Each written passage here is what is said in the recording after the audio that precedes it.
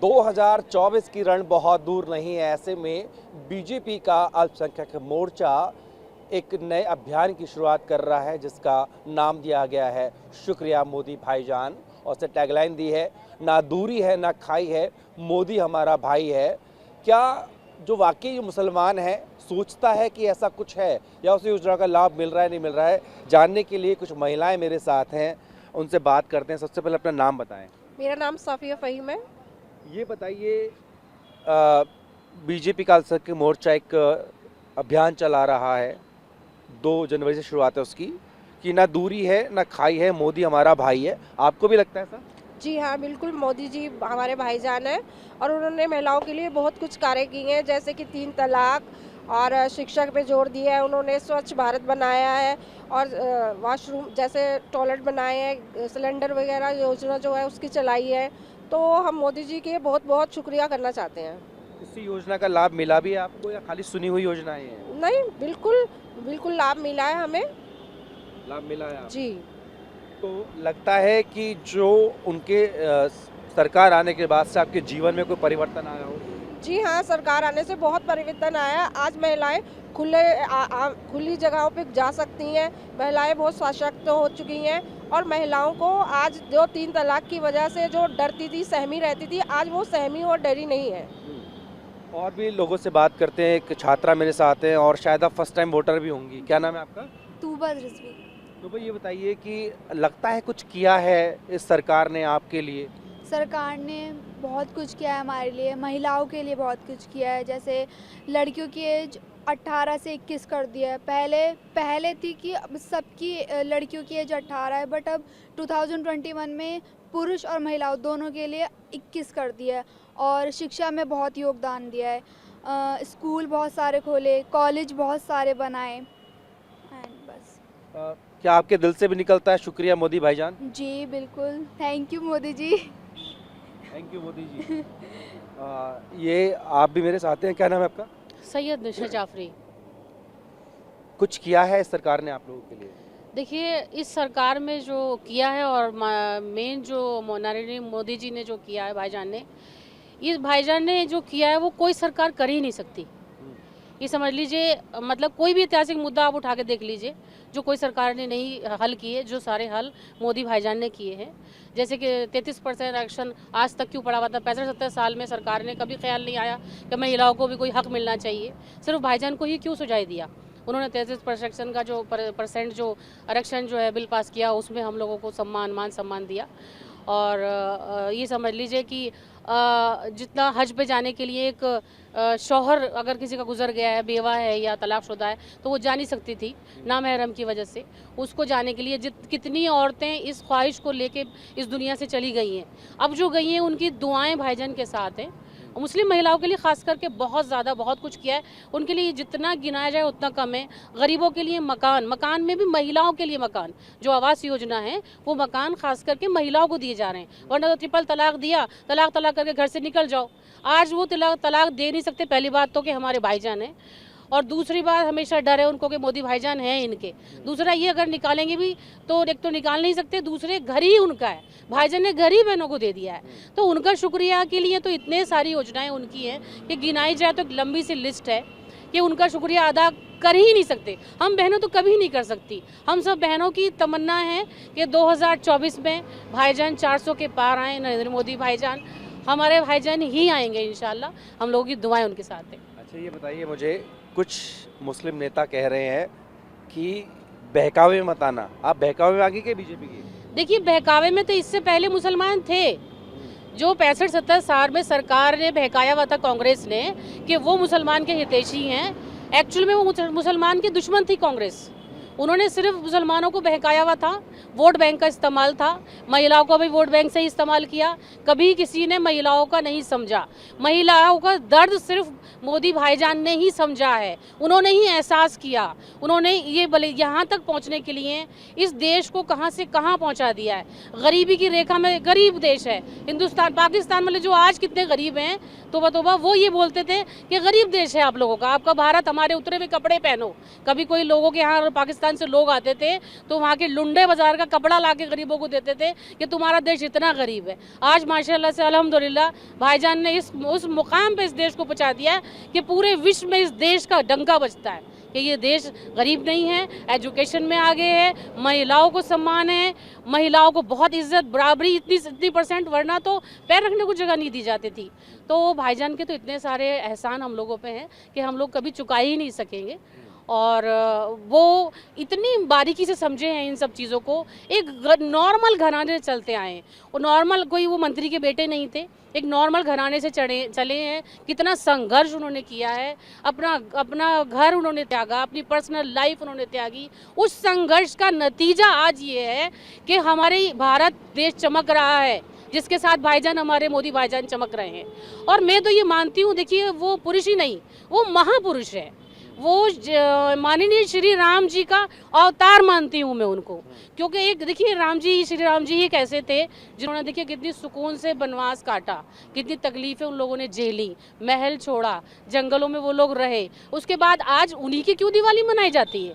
क्योंकि उन्होंने वो संघर्ष उन्होंने बर्दाश्त किया।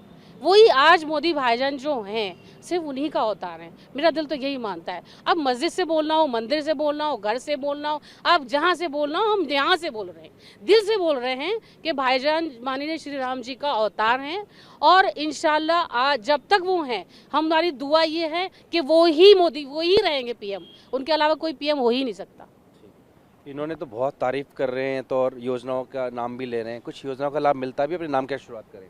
मेरा नाम नाजिया मिर्ज़ा है और मैं ये कहना चाहती हूँ कि बहुत सारा लाभ मिला है। जो योजनाएं बनी हैं उन योजनाओं पे काम हुआ है और मोदी जी काम कर रहे हैं। और ये हमारे लिए मान सम्मान की बात है कि हम मोदी जी को भाई कह रहे हैं, तो भाई कोई किसी का ऐसे नहीं बनता।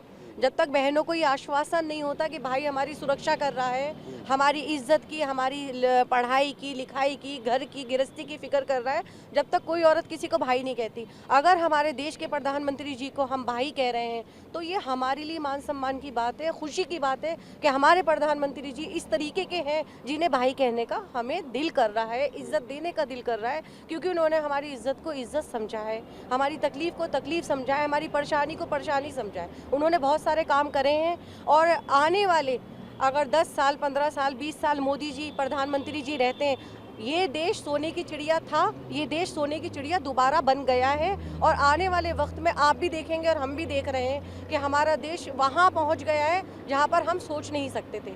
सिर्फ 9 साल के कार्यकाल में उन्होंने इतना ज़बरदस्त काम करा है कि आज देश की मुस्लिम महिलाएं उनको भाई कह रही हैं, मैं भी भाई कह रही हूँ। और मैं चाहती हूँ, मेरी दुआएं उनके साथ कि खुदा उनको सेहत, तंदुरुस्ती, ज़िंदगी दे और वो इसी तरह से काम करते रहें, क्योंकि उन्होंने बहुत काम करा है। उन्होंने हमें, हमारी बेटियों को अपनी औलाद, अपनी बेटियां समझाएं, हमें अपनी बहन समझाएं, हमारी सुरक्षा की फ़िक्र करिए, हमारी साफ़ सफाई की फ़िक्र करिए। पहले हम निकलते थे तो हम सारा दिन नौकरी पे बाहर घूमते थे, ये सोचते थे कहाँ जाएं बाथरूम, कहाँ जाएं, शौचालय नहीं बने हुए थे, कोई लेडीज़ बाथरूम नहीं था, जेंट्स तो जहाँ चाहे अपना आपको फ्रेश कर लेते थे। हम सारा दिन परेशान रहते थे, मगर ये फ़िक्र उन्होंने हमारी करी कि हमारे लिए लेडीज़ टॉयलेट बने हुए, हमारे लिए बसें चली हुई हैं, हमारे लिए बसों में पुलिस बैठी हुई है, हम रात के 2 बजे भी निकल सकते हैं, हमें कोई छेड़ नहीं सकता। हमारे लिए पुलिस है, कानून है, कोर्ट है, हर जगह हमारी सुरक्षा हो गई है। तो इसके लिए तो ये कौन कर सकता है? ये एक प्रधानमंत्री जी ने करा। आज से पहले कोई प्रधानमंत्री इस तरीके का काम नहीं करे थे, नहीं करा है। और अगर करते तो पहले ही सब कुछ हो चुका होता। अगर आज हम अपने प्रधानमंत्री को अपना भाई कह रहे हैं और इज्जत दे रहे हैं, दुआएं दे रहे हैं, तो वो उन्होंने कमाई है और दिल से निकल रही है। और आप ये 2024 में इसका रिजल्ट देखिएगा। रिजल्ट देखें। आपका क्या नाम है और आपके दिल से क्या निकल रहा है? जी, मेरा नाम शबाना रिजवी है और मेरे दिल से मोदी जी के लिए बस यही निकलेगा कि इन्होंने बहुत कुछ किया है और आगे भी ऐसे ही करते रहें और हमें ऐसे ही नेता चाहिए आगे भी।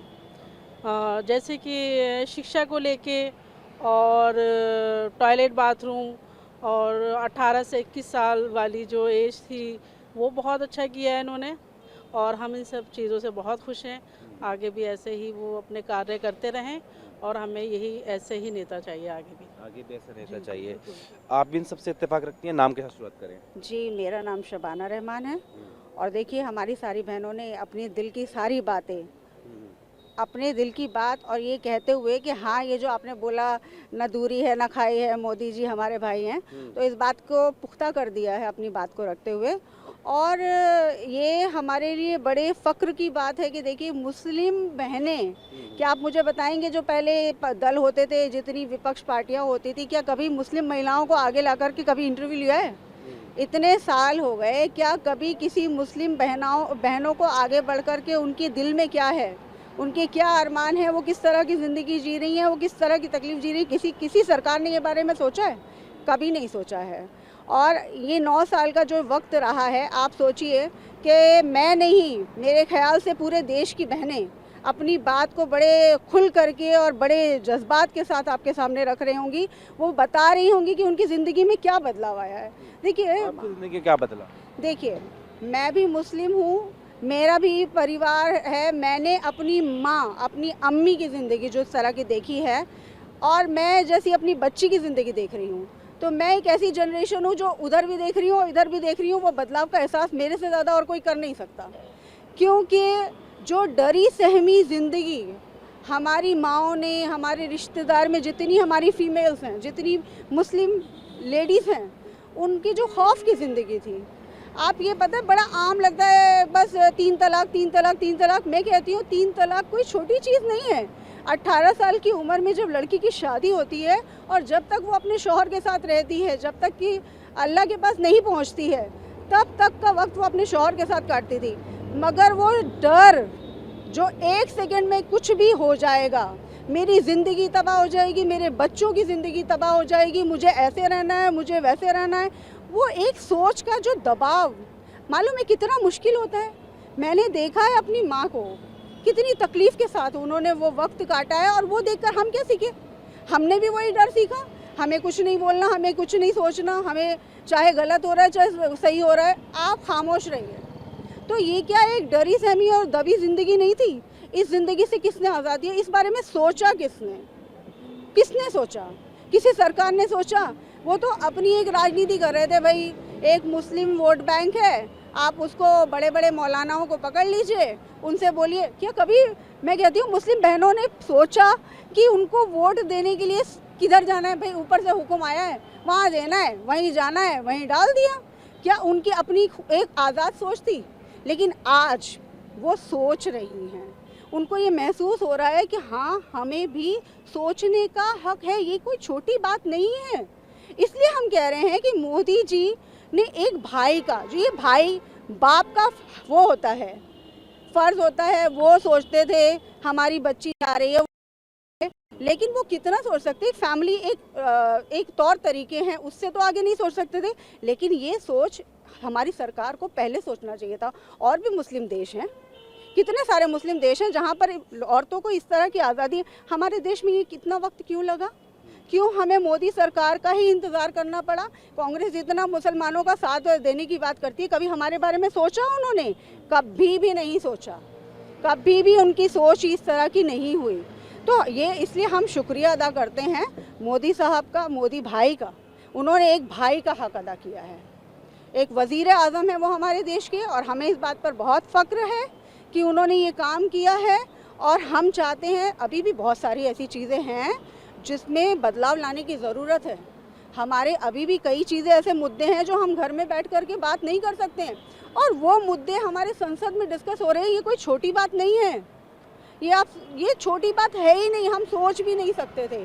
अब आप बोलिए, 3 तलाक के बाद औरतों को, बच्चियों को, पहले पढ़ाई लिखाई में 4वीं 5वीं क्लास, मतलब एक बहुत ही तकलीफ़ होती है इस बात को बताते हुए कि लड़कियां पढ़ी लिखी नहीं थी। आज बताइए, पढ़ाई लिखाई में ड्रॉप आउट कम हुए हैं, 10th 12th तो नॉर्मल हो गया है, उसके आगे भी लड़कियां पढ़ना चाह रही, क्योंकि उनको पता है कि हम आगे कुछ सोच सकते हैं, हमें तकलीफ़ हुई तो हम आगे, उसके आगे हमें रास्ता निकालना है। क्या ये सोच बड़ी नहीं है? जो नॉर्मल लेडीज़ जी रही थी और जो हमारी मुस्लिम महिलाएं जी रही थी, बहुत डिफरेंस था। उस डिफरेंस में फ़र्क आया है, उस सोच में फ़र्क आया है। और जो महिला आरक्षण दिया है, तो ये महिला आरक्षण कोई वैसा तो नहीं है ना, सभी कवर अप होते हैं। जब वो सोच उनकी बढ़ेगी, हमारी मुस्लिम बहनों का भी आगे उसमें पार्टिसिपेशन भी बढ़ेगा। हर चीज़ में फ़र्क आया। अब महरम, ये भी कोई कम बड़ी बात थोड़ी है। देखिए, ये बार बार कितनी औरतें होती थी जो महरूम रह जाती थी इस बात से।